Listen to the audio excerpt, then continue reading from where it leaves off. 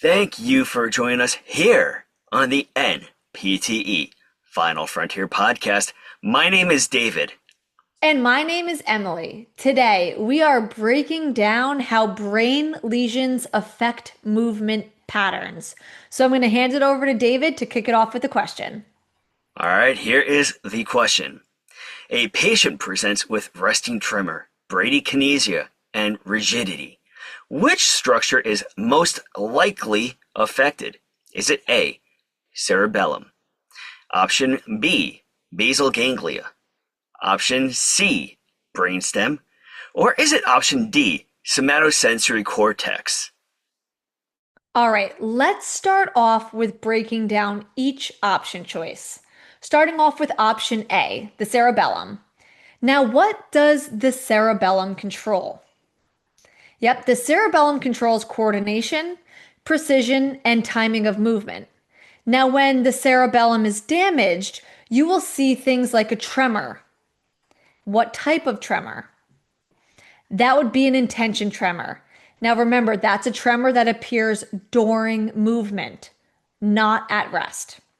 You might also see things like dysmetria, which is difficulty judging distance, dysdiadokinesia, which is difficulty with rapid alternating movements, and some balance problems. But this question says resting tremor and bradykinesia. So that does not fit the description of cerebellum because remember, we would see an intention tremor here. So we can cross off option A. We have option B, the basal ganglia. Now, this one's responsible for what? Our basal ganglia is responsible for initiating and regulating movement. Now, when the basal ganglia is affected in things like Parkinson's disease, you'll see things like resting tremor, rigidity, and slowed movements. Slowed movements is also referred to as bradykinesia. So the correct answer here is basal ganglia because notice we had that resting tremor as well as that slowed movement or bradykinesia. So we like option B, we like basal ganglia. But let's look at C and D first. Option C is brainstem. Now, a brainstem lesion will impact vital functions. Vital functions are things like breathing, heart rate, or alertness. Now, that's not what's happening in this case, so we can cross off option C. And then finally, option D, our somatosensory cortex. Now, this part of the brain processes what? Sensory information.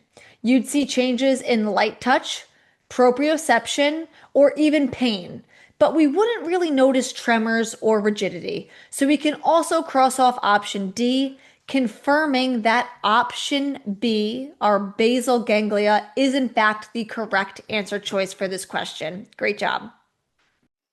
So now let's summarize this in plain language, because this is where it's going to help out, because let's face it, I know you want the plain language.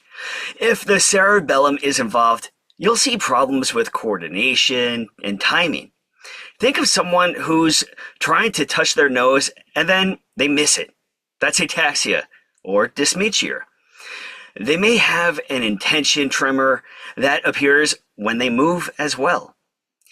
If the basal ganglia is involved, then you're going to see some problems that are involving starting and controlling movement.